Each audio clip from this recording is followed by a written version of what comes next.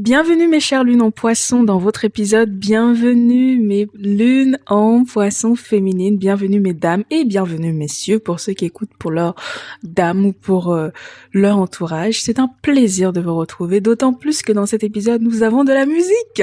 Quelque chose qui est inédit sur Astrologiensia parce que tout simplement parce que je ne savais pas comment mettre de la musique sur mon logiciel. Voilà, je vais pas faire la maline. Je ne savais pas. Je ne savais pas comment le faire et j'ai enfin trouvé, et comme par hasard, il n'y a pas de hasard dans la vie, c'est dans l'épisode sur les lunes en poisson qui adorent la musique, qui adorent l'art, que j'ai réussi à mettre de la musique. N'est-ce pas magnifique la vie? Quelle synchronicité! Donc pour finaliser cette série, mesdames, nous allons parler de vous aujourd'hui et je vais essayer, à mon humble échelle, de vous donner le meilleur de moi, même si je dois avouer que l'énergie de Neptune reste assez mystérieuse pour moi. C'est une planète qui demande littéralement à ce qu'on soit appelé, qui demande beaucoup de temps à appréhender, même pour les astrologues et pour les astronomes. Astronome, c'est un peu plus Uranus, mais en ce qui concerne Neptune, c'est une planète qui est très mystérieuse, qui prend beaucoup de temps, car les énergies sont intenses, et surtout, Neptune ne fait pas partie de notre système solaire classique.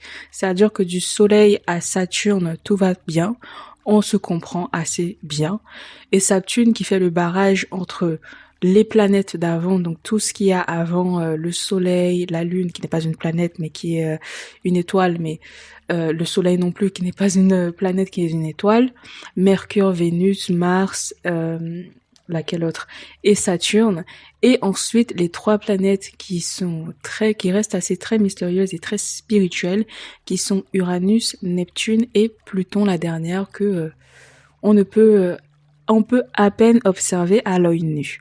Et donc j'ai fait de mon mieux, sincèrement, mes chères lunes en poisson. Je pense que je serai amenée à l'avenir de reparler de vous quand j'aurai reçu un peu plus de connaissances spirituelles sur votre planète. Je parle beaucoup de Neptune parce que Neptune est la planète, pour celles qui ne le savent pas, qui gouverne le signe du poisson. Et donc, quand on veut parler du poisson, on doit nécessairement parler de Neptune. Et je vous invite dès à présent, si vous avez la lune en poisson, à m'enrichir sincèrement, honnêtement, humblement, à m'enrichir peut-être dans les commentaires sur ce que vous ressentez par rapport à cet épisode, s'il y a des choses dans lesquelles vous vous retrouvez vraisemblablement, et aussi à creuser de votre côté l'énergie de Neptune, à comprendre et peut-être à méditer dessus, mes chers poissons, car vous avez une connexion au savoir humain, même divin, que la plupart d'entre nous n'avons pas, les chers poissons lunaires et les poissons solaires, et même les ascendants poissons, j'ai envie de dire. Donc, éclairez-nous. Je vous invite à nous éclairer dans les commentaires, ça serait super intéressant, par contre, d'avoir votre retour à vous sur l'énergie neptunienne exprimée dans la Lune, en astrologie. Je vais quand même parler un peu de Neptune parce que c'est intéressant. J'ai trouvé un super article, il parle de Neptune avec des mots très simples, mais qui me parlent à moi. Et j'avais envie de parler avec ça. Neptune est une vaste planète gazeuse à la périphérie de notre système solaire, qui n'est pas visible à l'œil nu, cependant elle est vue par un télescope puissant. Il faut 165 ans à Neptune pour tourner autour du Soleil. Waouh, c'est énorme. On va basculer directement en ce qui concerne l'astrologie. On va pas lire sur l'astronomie, mais encore une fois, si ça vous intéresse, n'hésitez pas à regarder. Dirigeant le signe du zodiaque du Poisson, le rôle de Neptune joue un rôle au sein de l'astrologie et le développement spirituel. Les personnes fortement influencées par Neptune trouvent souvent la liberté face aux exigences de leur ego. Je vais relire ça. Les personnes fortement influencées par Neptune trouvent souvent la liberté face aux exigences de leur ego. En astrologie, Neptune est considérée comme une planète d'inspiration, de rêve, de réceptivité psychique, d'illusion et de confusion. Neptune gouverne la spiritualité et toutes les choses subtiles. Sur le côté positif, Neptune est associé à l'intuition et à l'illumination spirituelle. De plus, c'est une planète de miséricorde et de compassion. Les manifestations les plus négatives de Neptune incluent la tromperie, la supercherie, la culpabilité et la dépendance. La dépendance notamment aux substances abusives, la dépendance à l'alcool, la dépendance à la drogue, la dépendance au sexe aussi, tout ce qui concerne toute activité qui peut mener à avoir des addictions. Toute substance qui peut facilement basculer du plaisir simple ou même du plaisir abondant à l'excès, à l'addiction, à la dépendance, à l'emprisonnement d'une certaine manière aussi. Je rajouterais aussi que Neptune représente aussi la prison, la prison et les ennemis cachés, les attaques spirituelles. Je rajouterais ça dans les énergies négatives de Neptune. Les planètes avec lesquelles Neptune entre en contact sont souvent corrélées par la fantaisie et la rêverie, et une nature vulnérable qui peut être sujette à la désillusion. On retrouve ici un esprit parfois irréaliste, un regard poétique, intuitif et de la compassion. Neptune se rapporte aux puits les plus profonds du subconscient et régit tous les aspects de notre vie qui sont invisibles et mystérieux. Cette planète est associée à ces forces subtiles de la vie qui dissolvent et qui sapent les barrières artificielles du temps et de l'ego. En raison de sa distance avec le Soleil, Neptune a besoin de 165 ans pour faire le tour du Soleil. Ainsi, Neptune s'attardera dans un seul signe pendant une moyenne de 15 ans, façonnant les générations. La créativité divinement inspirée vient de Neptune avec l'aide de Vénus. On considère généralement pour les astrologues, je ne suis pas astrologue, considèrent que Neptune est la haute octave de Vénus. C'est-à-dire que imaginez tout ce que représente Vénus, notamment en astrologie, et multipliez-le par 10, par 20, par 50, par 100. C'est ce que représente Neptune, en plus de représenter les addictions, l'amour inconditionnel. Parce que l'amour vénusien est assez transactionnel, c'est-à-dire c'est du donnant-donnant, notamment avec le signe de la balance, et le taureau s'attend à recevoir aussi. Alors que l'amour neptunien, c'est l'amour inconditionnel, c'est l'amour de Dieu, c'est l'amour des anges, c'est l'amour du Christ aussi, l'amour christique comme on dit souvent. Je continue. C'est ici que nous puisons dans le cerveau droit, libérant la logique et laissant une impulsion créative pure couler à travers nous. Pour en venir directement au sujet qui nous intéresse ici, un esprit jeune et parfois naïf caractérise ceux qui ont un fort placement de Neptune dans leur carte natale. Et ici, en ce qui nous concerne pour la Lune en Poisson, la Lune qui est un placement hyper important dans le thème astral d'une personne. Donc pour vous, si vous avez la Lune en Poisson, je vous invite réellement à regarder tout le reste de votre thème astral pour voir s'il y a d'autres placements en Poisson ou en maison 12 où se trouve Neptune notamment. Parce que justement, ça va vraiment... Neptune a une forte influence sur tout le reste du thème astral, un peu comme Pluton et Uranus. Ce sont trois planètes qui, lorsqu'elles elles sont dominantes dans votre thème astral, elles donnent un peu le ton pour tout le reste de ce qui se passe dans votre thème astral. C'est des planètes hyper importantes. Et malgré tout, c'est des planètes qu'on ne peut pas forcément analyser et expliquer sans le placement en maison. Avoir Neptune en Verseau, ma foi, ça témoigne juste de la génération dans laquelle vous êtes né. Mais si vous avez Neptune en Verseau en maison 1, là déjà ça donne une image bien plus précise de l'impact de Neptune. Si vous avez Neptune en maison 2, c'est compliqué déjà. Ça double tranchant plutôt. Si vous avez Neptune en maison 3, Neptune en maison 10, par exemple comme moi, voilà. Vous voyez ce que je veux dire? C'est dans les placements en maison. Donc je vous invite, si vous ne connaissez pas votre ascendant, à demander à vos parents ou à appeler l'endroit où vous êtes né, si vous êtes né en France, et à demander votre extrait d'acte de naissance, à tout faire vraiment pour être renseigné sur votre thème, votre heure de naissance, car ça donnera des indications précises pour une éventuelle analyse de votre thème astral et connaître le placement des planètes en maison.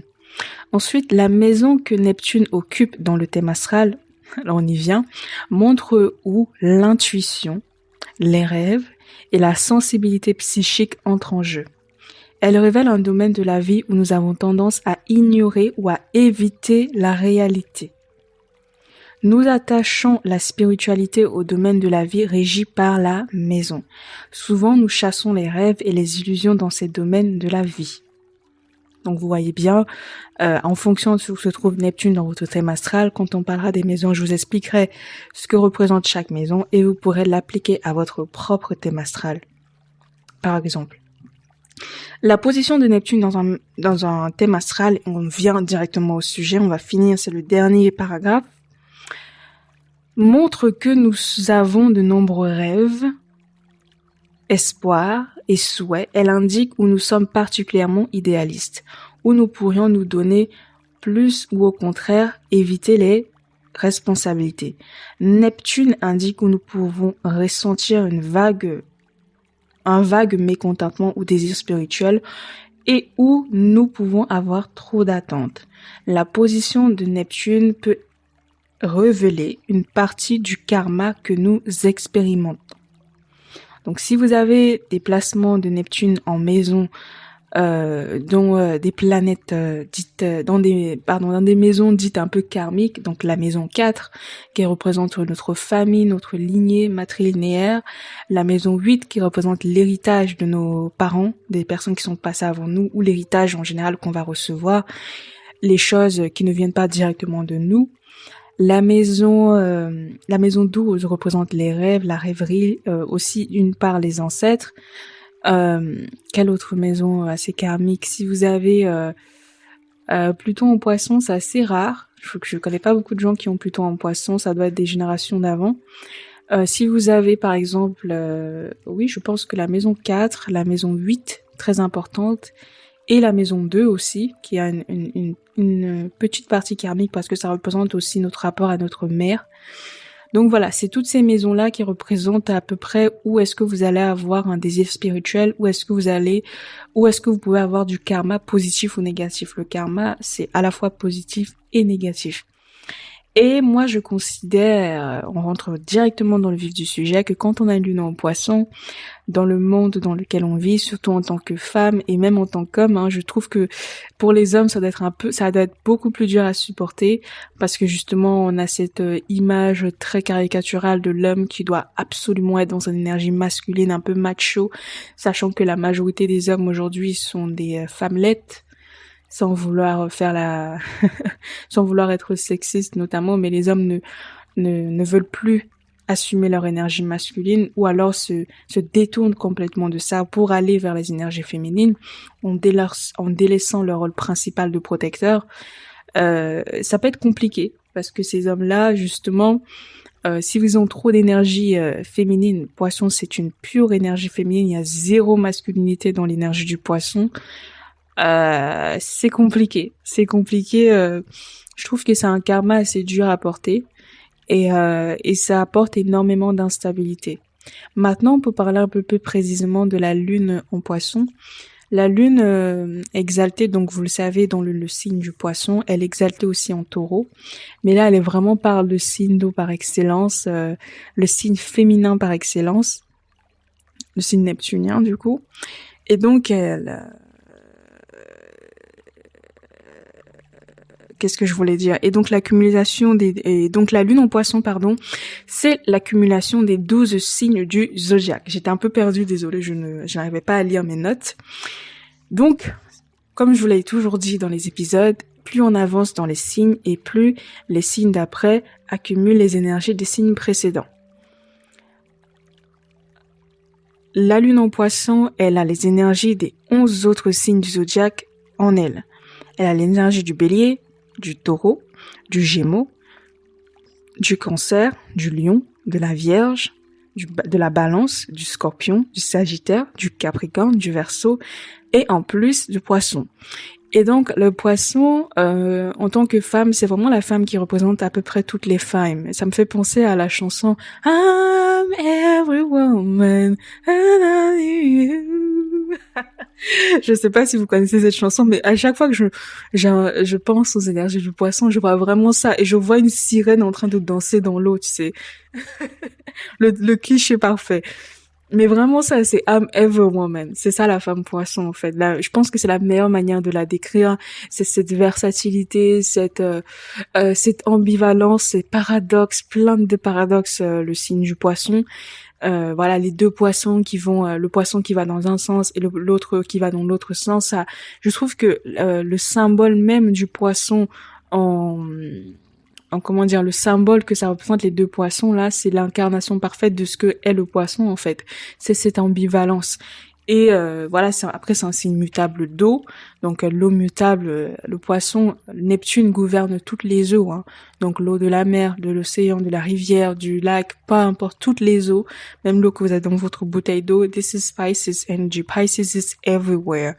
L'amour inconditionnel, l'eau.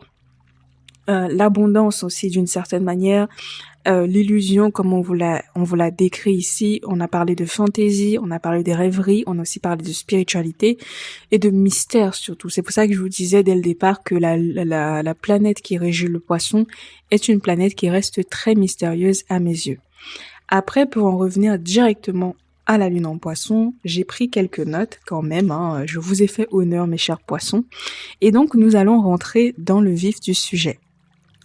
Pour caractériser la lune en poisson, j'ai noté quelques adjectifs qui me paraissent les plus naturels. Une très grande imagination. Je trouve que le poisson est caractérisé par cela en premier. Une immense imagination d'ailleurs. C'est ce que j'ai écrit. Cette capacité à vraiment s'évader à une vitesse phénoménale.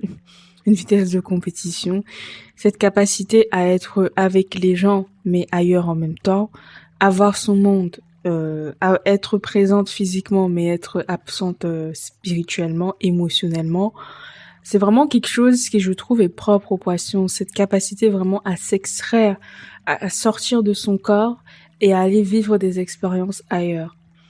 Vous avez beaucoup de films fantastiques qui montrent à peu près ça, qui montrent un peu ces personnes qui ont cette capacité à se dédoubler, à se cloner mentalement, à avoir deux personnalités, une personnalité calme, normale, et une personnalité de super pouvoir. Je trouve que ça caractérise bien l'énergie du poisson. On le retrouve d'ailleurs beaucoup au cinéma, ça. Je dirais aussi une grande rêverie, beaucoup de rêves, de très beaux rêves, de très grands rêves. C'est des rêveurs par excellence. Et je dis ça je dis ça en positif. Hein, ce n'est pas un reproche dans ma bouche personnellement, parce que voilà, il faut des gens qui rêvent dans ce monde. Un monde où il n'y a plus de rêve, c'est un monde qui est mort. Il n'y a plus de vie s'il n'y a pas de rêve. Et les rêves, pour moi, ça représente des objectifs, ça représente des idéaux. Et il faut de l'idéal. On ne peut pas juste être constamment absorbé par le chaos, par les dysfonctionnements de la vie de tous les jours, par la cruauté de la réalité dans laquelle on vit, de la vie dans laquelle on est. Parfois, pour les personnes qui vivent dans des conditions modestes ou qui passent par une phase difficile, un moment compliqué de leur vie, il faut de la rêverie, il faut de l'imagination pour pouvoir transcender ces moments-là. Je dirais aussi quelque chose qui du coup incarne très bien le paradoxe du signe du poisson, c'est des femmes qui sont à la fois très innocentes, qui ont vraiment cet esprit d'enfant, childlike energy, je sais pas comment le dire autrement, c'est un peu comme les Gémeaux. C'est des femmes qui ont une âme d'enfant, les femmes enfants un peu d'une certaine manière, niveau maturité maturité émotionnelle, j'ai envie de dire. Des personnes qui sont unaware of their own emotions, qui n'ont pas forcément conscience de leurs propres émotions, de leurs propres ressentis. Et c'est très paradoxal, parce que le poisson, justement, il est très intuitif, il est plein de compassion. Mais, en général, c'est tourné vers les autres et pas assez vers lui-même. Et donc, c'est des personnes qui sont à la fois très innocentes, voire ingénues, hein, c'est terre... je suis née ce matin à 8 heures du matin alors que j'étais là depuis 25 ans ou 30 ans ou plus même. C'était vraiment je ne comprends pas ce qui m'arrive, je ne comprends pas le monde. C'était très ébahi comme on dit, et en même temps beaucoup de sagesse. Beaucoup de sagesse, beaucoup de beaucoup d'expérience, hein. Et c'est les poissons, les lunes en poisson, c'est des très vieilles âmes. J'ai oublié de le dire, mais c'est hyper important, je pense, de le dire maintenant. C'est de très très vieilles âmes, parce que le poisson, déjà, c'est un signe extrêmement vieux. Alors, quand t'as la lune en poisson, c'est vraiment, t'as une âme, mais qui descend de très très loin. Et pareil pour les ascendants poissons, c'est des personnes qui viennent d'extrêmement loin. Et donc, même dans leur jeunesse, elles peuvent faire preuve d'une sagesse surprenante, d'une sagesse extraordinaire pour les personnes de leur âge, pour leur expérience même parfois dans la vie, dans leur vie actuelle. Et donc leur âme, mais c'est parce que leur âme vient de très loin en fait. Et donc elle transpire cette sagesse en même temps. Et je vous dis encore une fois, ça fait que c'est quelque chose qui peut se remarquer très jeune, dès l'enfance, dès l'adolescence. Ce sixième sens, savoir exactement quoi faire, quoi dire, comment se comporter, avoir une vision différente, avoir un don pour trancher, pour être neutre, pour donner des jugements justes ou sévères, hein, selon les situations. Cette vision parallèle de la vie, hein, cette facilité à sortir du lot, à se distancer, à se différencier des autres naturellement, c'est quelque chose qui est propre aux lunaires poissons.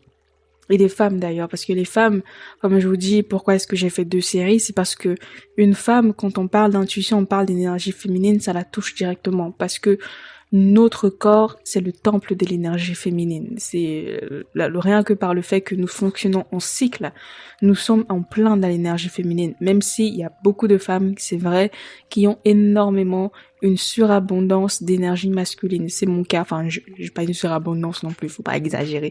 J'ai une abondance. On va dire, par exemple, moi, dans mon thème astral, je suis dominée par le feu. Là, je suis très calme parce que je parle des poissons, mais je suis dominée par le feu, l'air et ensuite et l'air et la terre à égalité en fait. C'est marrant parce que mon thème astral c'est 35% 32% d'air et 32% de terre. Donc c'est vraiment égal. Et après j'ai de l'eau et je crois j'ai 40%. 40% de feu. C'est grave. Mais j'ai genre 10% d'eau, hein. J'ai pas beaucoup d'eau dans mon thème astral malheureusement. Ou heureusement, je ne sais pas. Apparemment, c'est pas bien d'avoir très peu d'eau dans un thème astral. Mais bon, je suis suffisamment entourée de signes d'eau, comme je vous ai dit. J'ai des scorpions partout, des poissons partout. J'ai une maison 4 en cancer, je pense que ça suffit. J'ai assez d'eau, selon moi. J'en veux pas plus. Et d'ailleurs, les signes de terre aussi sont très intuitifs, hein. C'est juste que ça nous prend un peu plus de temps. Ce n'est pas aussi direct qu'avec les signes d'eau.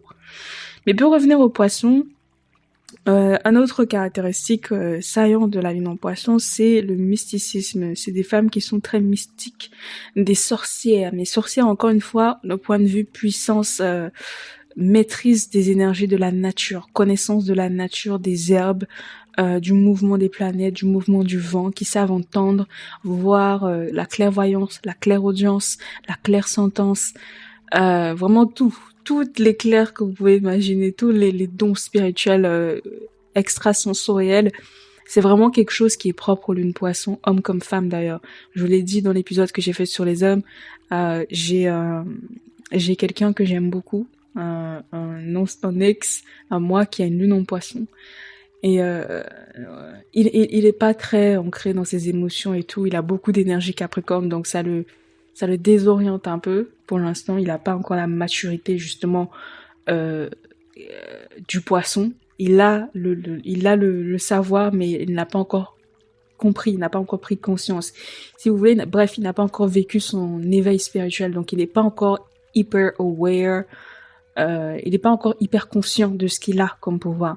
Mais je me souviens à plusieurs reprises que parfois il me disait des trucs, parfois il me regardait, parfois il avait un regard tellement profond que je savais qu'il était avec moi physiquement, un peu émotionnellement, mais je savais que une grosse partie de lui était ailleurs et que il maîtrisait. Parfois il disait des choses, tu sais que le mec il vient de loin en fait, c'est-à-dire c'est inexplicable. C'est pour ça que je parle de mystère, parce que j'ai du mal à trouver mes mots quand il s'agit de parler de Neptune. Ils ont une sagesse qui vient de tellement loin. un peu comme les Capricornes, mais les Capricornes, c'est le deuxième signe, justement le plus vieux, donc on se comprend. Et les poissons, ils viennent de loin, loin, loin, loin, loin. Et et ça me touche, ça me touche de parler de ça. Donc pour revenir aux poissons, c'est vraiment ils sont pleins de mysticisme. C'est-à-dire que le poisson, s'il s'intéresse aux sciences occultes, il va plus facilement apprendre que n'importe quel autre signe dans le zodiaque. S'il s'intéresse aux secrets cachés, tout ce qui est perception extrasensorielle, dont de l'analyse, d'observation, toutes les choses, les capacités, les compétences même, je dirais, pas forcément communes à la plupart des êtres humains, les poissons seront plus facilement aptes à les avoir, à les capter, à les maîtriser que n'importe quel autre signe. Et on le voit notamment avec les lunes en poisson. J'ai une mouche là. Oh my god. Get away. Girl. Elle est en train de tourner autour de mon micro. Oh. Go away. Ok, elle est partie. Donc c'est des personnes qui sont très mystérieuses, en plein de mystères, comme leur planète d'ailleurs, hein. Très puissantes. Moi je trouve que voilà, maîtriser autant les sciences occultes, la magie, les rituels, les incantations, les exorcismes, tous ces trucs un peu space comme on dit, c'est le domaine des poissons. Moi je trouve ça fabuleux en fait. Moi ça me fascine. Ça, en tant que Gémeaux, I'm like oh my god. Mes cousins mes cousins lunaires mutables, hein, l'élément mutable, on se comprend. Enfin, vous êtes beaucoup plus avancés que moi sur ces sujets-là, du moins en ce qui concerne la lune, hein. Vraiment, elles sont en plein de magie. C'est des femmes qui sont magiques. J'avais envie d'écrire ça comme titre, mais vraiment des femmes qui sont pleines de magie, pleines de, I don't know. Je pense aux paillettes, mais je trouve que c'est assez superficiel pour parler de Neptune. Mais vraiment, elles ont un brin de magie. C'est des femmes qui te changent, pas comme les scorpions où ça se fait vraiment dans la douleur, mais vraiment des femmes qui t'émerveillent, qui te mettent des paillettes dans les yeux. Leur présence très apaisante, les lunes en poisson. D'ailleurs, c'est pour ça que j'ai pris cette voix plus posée que d'habitude dans mes épisodes. Elles sont très posées, elles ont une âme très apaisante, une présence très douce, très bienveillante, les âmes des lunes en poisson. Et ça se voit notamment chez les femmes, hein, et les hommes aussi, hein. Quand vous rentrez dans leur intimité, je précise, parce que si vous avez un mec qui est Capricorne, ascendant Capricorne, bon bah la chaleur, vous allez devoir attendre, hein, pour la voir. Alors que si une femme, ça se voit plus facilement. Mais pour ça aussi, il faut accéder, à son intimité. Elles sont enivrantes, elles sont spirituelles, en plein dans la spiritualité. Donc les lunes en poisson, c'est souvent des personnes que vous allez voir très à fond dans une religion ou dans une forme de spiritualité, peu importe laquelle c'est, avoir des rituels précis peut-être qu'elles ne le conscientisent pas nécessairement comme spirituel, mais qui pour elles ont une très forte importance dans leur vie. Avoir par exemple une routine beauté, une routine make-up, les gens ne le voient pas, mais c'est une pratique spirituelle, le maquillage, le fait d'avoir un rituel comme ça, de s'embellir, de faire de la peinture, parce que littéralement le maquillage c'est ça, hein, c'est se peindre son visage. C'est se transformer en œuvre d'art. C'est de l'art, le maquillage. On n'y pense pas forcément, mais voilà, rien que des petites choses comme ça, ou avoir un rituel de prendre des bains, sentir, acheter des bougies, cuisiner un certain repas certains jours, prier à certaines heures, mettre une certaine crème, mélanger des substances, des crèmes ou des huiles, mélanger des parfums, acheter certains encens, toutes ces choses-là, acheter certains, se coiffer d'une certaine manière, mettre certaines couleurs, certains jours. Je trouve que les poissons ont beaucoup de rituels. Je ne connais aucune poisson qui n'a pas de rituel. Et ça peut aussi, d'un côté un peu plus négatif, fumer tous les matins, fumer 5 clopes par jour, boire 15 verres par jour, ça peut être ça aussi, hein, l'alcoolisme, l'alcool, le sexe. Voilà, ça peut aussi tourner vers ça, les addictions. Il n'y a pas que du positif, kumbaya. Mais voilà, ça peut tourner, mais les poissons, c'est vraiment des personnes qui sont ritualistes, hein. Je vous rappelle qu'on est quand même sur l'axe lune poisson, pardon, vierge poisson, les vierges qui sont le signe de la routine par excellence, un signe très routinier, hein, les vierges. Et donc ça m'étonne pas que les lunes en poisson qui sont leur opposé fassent aient aussi eux-mêmes des rituels de bien-être, on va dire ça comme ça.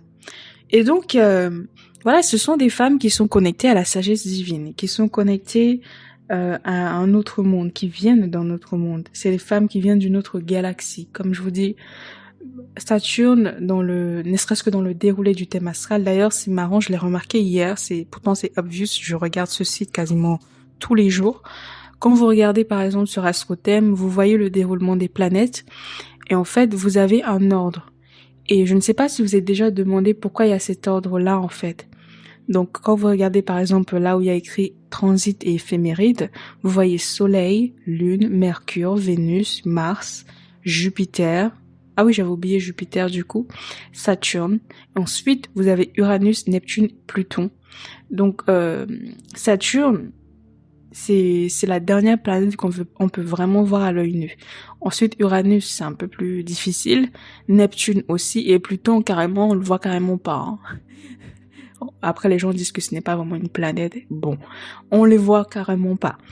Et donc, Saturne, c'est vraiment la barrière, la fin, en fait, du travail qu'on doit faire sur soi-même. La fin, du coup, de ce qu'on peut dire les planètes personnelles. Donc, Saturne, c'est la fin. C'est vraiment la fin.